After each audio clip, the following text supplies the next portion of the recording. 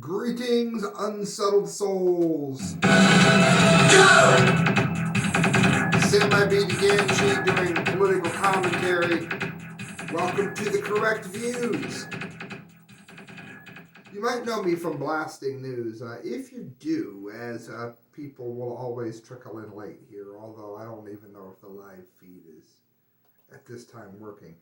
I am going to be, yeah, I don't think it is. I am going to be actually going to be covering Judas Priest on September I forget the date, but it's in Youngstown. I've been blessed with concert tickets, press passes to see Priest twice, and I'm being sent to the show in Youngstown. I was supposed to go last year. It's their 50-year anniversary. I'm going to be covering that, and I have fired off questions to who many people consider to be the greatest European daredevil of all time, Eddie Kidd. He was popular around the time of that second wave after Doug Danger and, of course, Evel Knievel. He was racing, I should say stunting around the time that Robbie was. His chin hit his gas tank. Get this, his chin hit the gas tank. And his bike was so well maintained by him and his crew. And his muscle memory was so precise. You guys have seen him in James Bond movies. He was in Goldeneye. He did the bike jump for that movie. When he knocked himself out, he stayed on his bike and went up a 20-foot embankment and unfortunately fell down and was paralyzed and cannot speak very well today. And I've sent some questions to him. We're not just going to talk about his crashes. He has some amazing jumps. He jumped the Great Wall of China. Anyway, look for that. I will be in blasting news. I don't know when the questions are going to be coming back, but it's already pre-approved and will be going up. All right, guys, you went dumbdees. I got dumbdees for you. I was so angry when I heard what I'm about to tell you about that I nearly could not speak. I mean, the level of anger that I had was almost unspeakable. So much so that I'm going to say, if at any point in this show, and I think I have a time or two, my go-to charity is either Chuck Swindoll Ministries or St. Jude's. I donate to both once a year. If I've ever supported the Make-A-Wish Foundation, I wish very much to clarify that I no longer do. At all. In any way, shape, matter, or form. Listen to this. According to a number of sources, I know that this was on Drudge for a moment. And I don't remember the source that he was aggregating, but the Make-A-Wish Foundation will not be granting wishes to dying children unless they and their entire family has been vaccinated with COVID-19's vaccine, which it's a poisonous poke. I can't say who. I don't think she wants her name tossed out there, but somebody I know very well had all kinds of issues after they had the shot, and it was questions about their heart. But I'm going to say something here that even if you're a fan of the vaccine, you will end up agreeing that you don't want anything to do with the Make-A-Wish Foundation. Even if you are pro-vaccine. And the only reason that this didn't win the dunce cap of the month was because it's more cruel and just outright sadistically cruel and short-sighted, I should say. It's a short-sighted cruelty that makes the stupidity of it not as funny. And this is what I was saying. Even if you are pro-poke, as it were, you do realize that a lot of people, like dying children, they can't get vaccines. They can't add anything to their system. It doesn't matter what it is. Some of them can't even get vitamin C injections because the body can't process it. They're dying. they cannot get the vaccine. Many of their immediate family can't get the vaccine. What if they have a history of heart problems? And they have somebody that's about 14 years old, say they have a heart murmur. And it's not unusual for a dying kid to have a sick family. A lot of it, it's genetics. Not always. Certainly not always, but sometimes it's genetics. So they will have sick siblings. Sometimes those siblings can't get vaccinated. So you mean to tell me that they're not going to grant wishes to dying children because they can't and may not be able to get vaccinated? I can't speak for the awesome Christelle. I haven't, but I'm pretty sure that if at any point whatever, ever endorse them, in light of this, I can't speak for her, but consider me no. I want nothing to do with them at all, with this show at all. I am done. Done. And I'm very happy that for a while I was juggling. I remember asking someone significant to me once if I should do St. Jude's or the Make-A-Wish Foundation, and I went with St. Jude's. Now I'm very happy that I did, but I think I've done Make-A-Wish stuff in the past, and I wanted to clarify that I no longer wish to. Alright, dumbdees. Even dumber than that, they have to be at least mildly funny. Oh my God, friends. Changing America. Most Americans, according to The Hill, don't know where the Grand Canyon or Niagara Falls are, according to a new poll. What? Now, I can understand some people messing up the Grand Canyon. I get it. Because of the way it runs, I get it. But listen to this. Barely half of 2,000 Americans knew where the key landmarks like the Grand Canyon are located. Some people thought Illinois' Shawnee National Forest was in Ireland, and Ontario and New York State's Niagara Falls was in Iceland. Now, see, when I first saw this, I'm like, oh, they're just nitpicking. Some people, Niagara Falls, they forgot about New York. They thought about the more beautiful side, which is on Canadian side. They said Canada. And I was going to be mildly forgiving. No. Iceland! Our educational system does not prioritize grade students to know where national landmarks are. Well, it looks like maybe we should. Okay, many people believe the Grand Canyon was in Colorado. That can be forgiven. But, some of these is just horrible. 64% of the people thought they knew the right answers to this, but only 51% managed to identify the Redwood Forest as being located in California.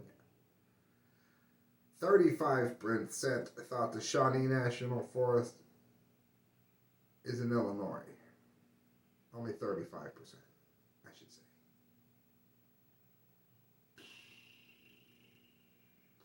New Yorkers and Canadians should be familiar with their shared landmark. Now, see, that's why this makes it even worse. This guarantees it a spot in the Dunce Cap of the Month award show here. I'm in Ohio, so, I don't know. We think of Niagara Falls quite frequently. It comes up, it's a major issue here, even though it's a bit of a drive. It's still close enough that you hear about it all the time. New Yorkers and Canadians should be familiar. Buffalo, New York is where, of course, it's all right, Niagara Falls, New York, but right near Buffalo is where the American side of the falls is. New Yorkers and Canadians should be familiar, it says, with their shared landmark, the Niagara Falls. While 32% of respondents were able to answer the question correctly, sadly, 22% thought that the Mystic Waterfalls between province of Ontario and New York State was in Iceland. How in the hell could you be from If I knew where to send a dunce cap to the person who was in New York that thought that the Niagara Falls was in Iceland, it probably would have been sent. But fortunately for them, I do not. Moving on, and I want to give a shout out to his Gab name is This Name Took Too Long, and I've been encouraging people to follow the show, the correct views on Gab. This idiot said that I watched part of your show and you go from topic to topic. Yeah. You mean like it's laid out in the description? What the topics are going to be? That when idiots start going to Gab, you know that Gab is growing. I have had major issues with shadow banning on Facebook. Just canceled my account. YouTube buries me under a rock, and nobody sees me even if they type my name in. And Di Gangi isn't that common. It's frustrating, friends. Frustrating. A CNN. Gross! CNN anchor eats a cicada sushi roll live on TV. Now, again, this all comes from the lie. The lie that man is warming the planet. It might be nice if I stayed on camera. Man is not warming the planet. This has been proven over and over and over and over and over again. I'm not going to go over it. You can search the correct views, youtube.com/the correct views, type in global warming. The quick one that I point everyone to, if you want to know what I'm talking about this being proven, go ahead and look at how warm things were prior to when these little charts start. For instance, I DJ'd Tuesday, Wednesday, depending on when you're seeing this. Tuesday night, I DJ'd, and I started this thing called Trivia Tuesdays, and we give stuff away if you have the right answer. And everybody's complaining because it was 96 degrees in Canton, Ohio. Oh my God, the global warming, the global warming. Do you know when the hottest recorded temperature was in Ohio? 1934. It was 113. Well, man was warming the planet from 1910 to 1930, and I go, yeah, I hear you.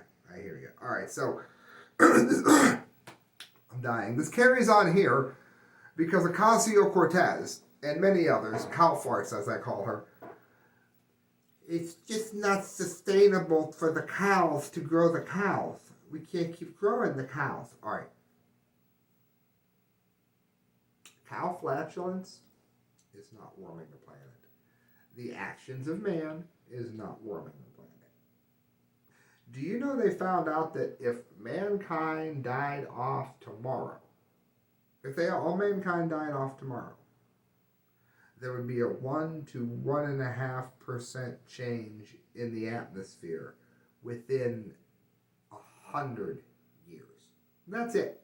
And that's the most that it would ever be.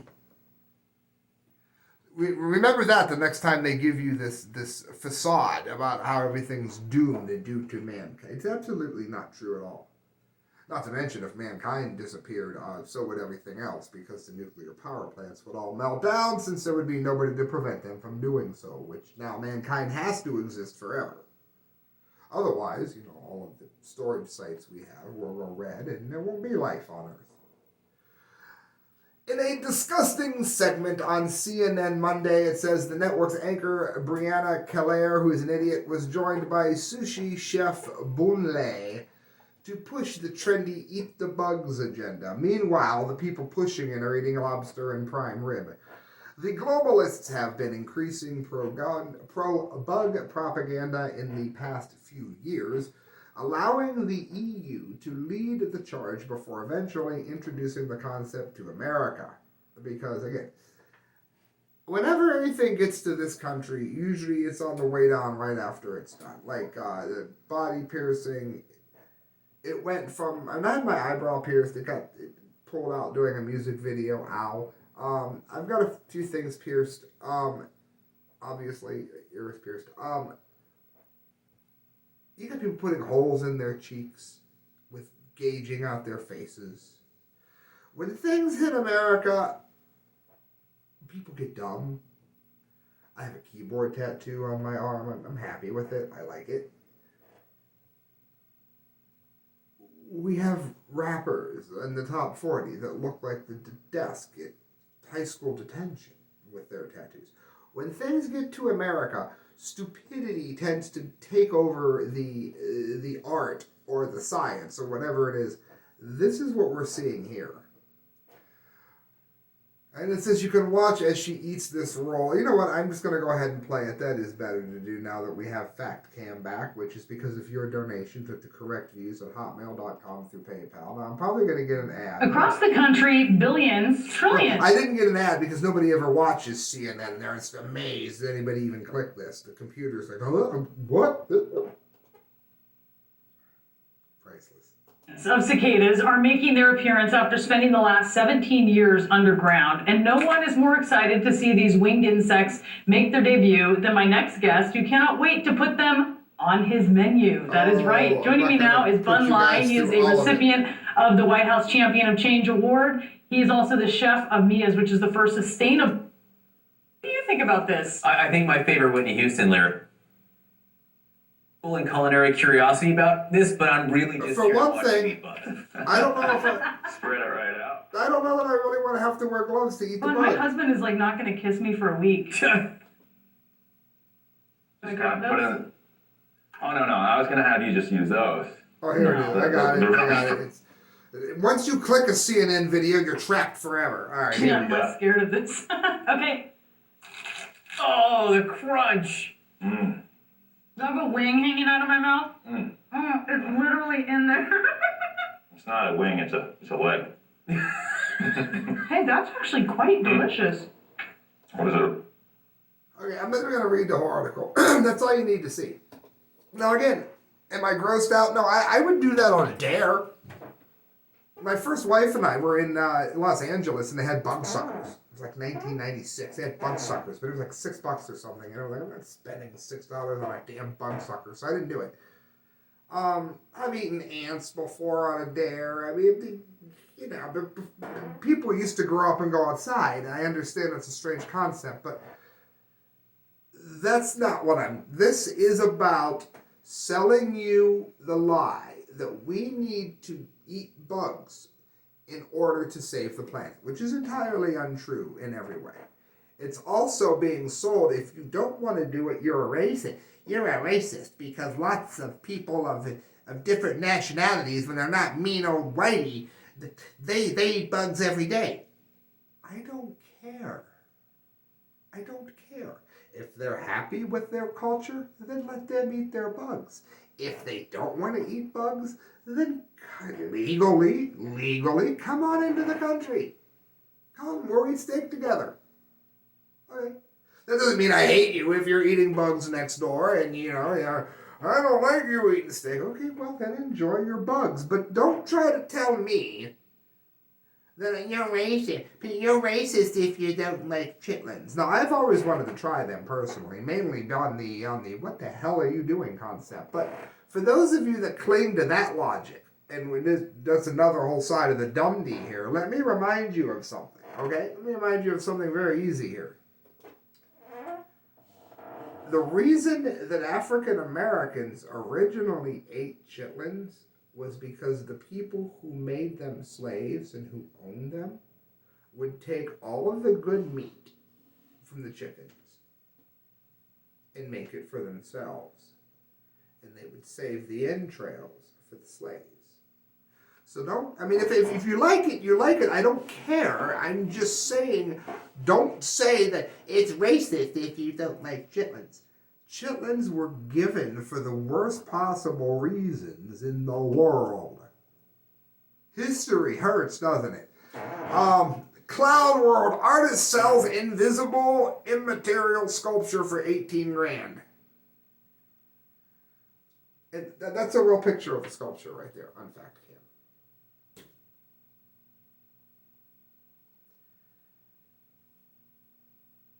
There's three things happening at once here. And I didn't let this win the Dunce Cap of the Month because it was simply too popular of a story by the time I was going to get to it at the end of the month. But I'm going to tell you why something this stupid can happen.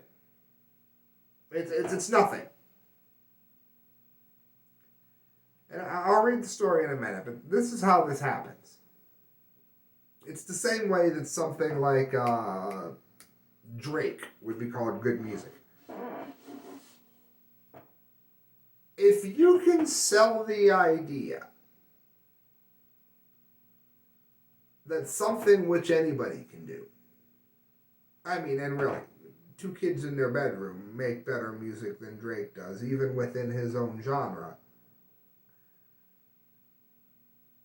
But if you can sell that as genius, then you can make people feel like they've really accomplished something, when in fact they have not. That's why drugs are so popular, because they make you feel great even though you haven't really accomplished anything. That is what's going into spending $18,000 for art that isn't there. There's something else. The pretentious need that people have to find beauty in something.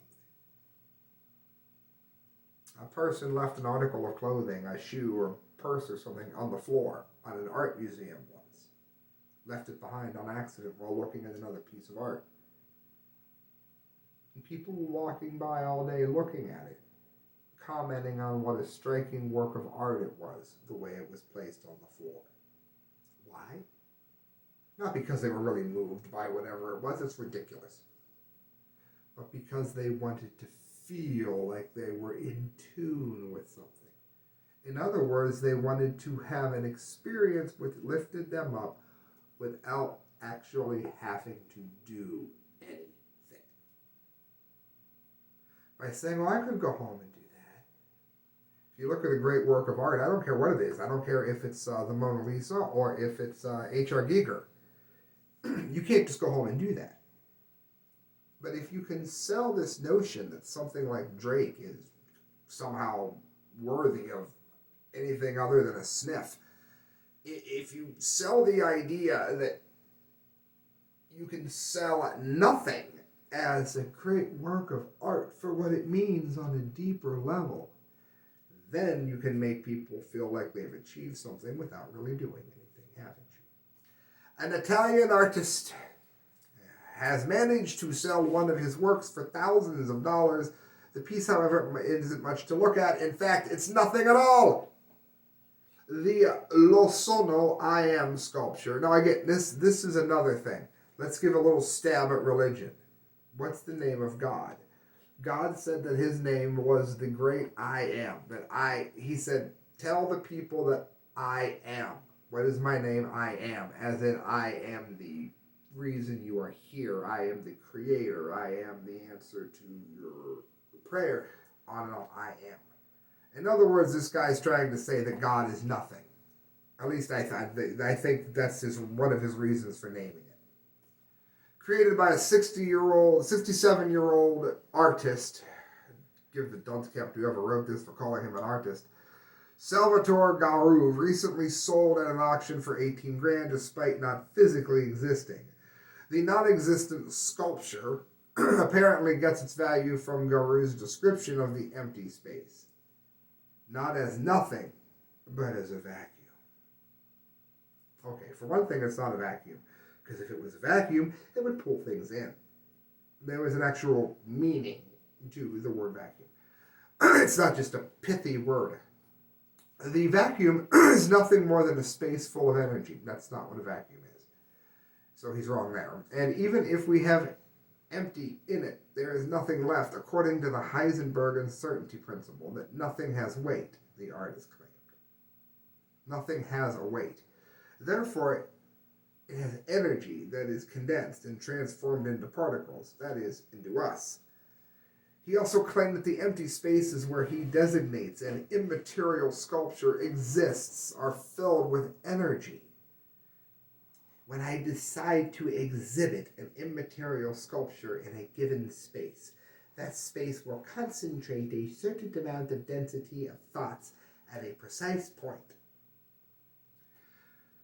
Creating a sculpture that, from my title, will only take on the most various forms. After all, don't we shape God after something we've never seen? I am. You get the stab. Again, on this one, it was too popular to give out, and then you also have to ask, do you give it to the guy that made it or the guy that bought it? So we've only got 3 stories left, and then, of course, the third one's the winner. This one's going to be quick. I hear something in the distance up. gonna be a mooing cow. I wish I had the behind the scenes queen. We need cows. We need all kinds of noises. Victoria's Secret says goodbye to angels in attempt to redefine sexy. The angels are their models. Now, you don't redefine sexy. Some people may think that, for whatever god-awful reason, that Beyonce is pretty. Or they may think, I don't know, oh, what's her name? Oh, the other terrifying, oh, the one that Donald Trump, she was in Greece, played Rizzo. Anyway, you might think she's pretty. That's fine. You know, you might even be messed up enough to think that I'm attractive. Men, probably not. Very, very unlikely. But no. Maybe? No. Okay. That is not the normal sexy. Guess what? I don't deserve to be on magazine covers. It's true. I don't. Some people just don't. Yeah, I said it. That includes me. But you can't say that. It's shaming. It's shaming. Why? Why am I shaming a fat person by calling them fat? Maybe they're twice as intelligent as I am. They're just fatter, which is pretty fat. But the idea that because somebody has a great body, those who don't should feel shamed is ridiculous. And if you do feel shamed, it's probably because you know that you don't look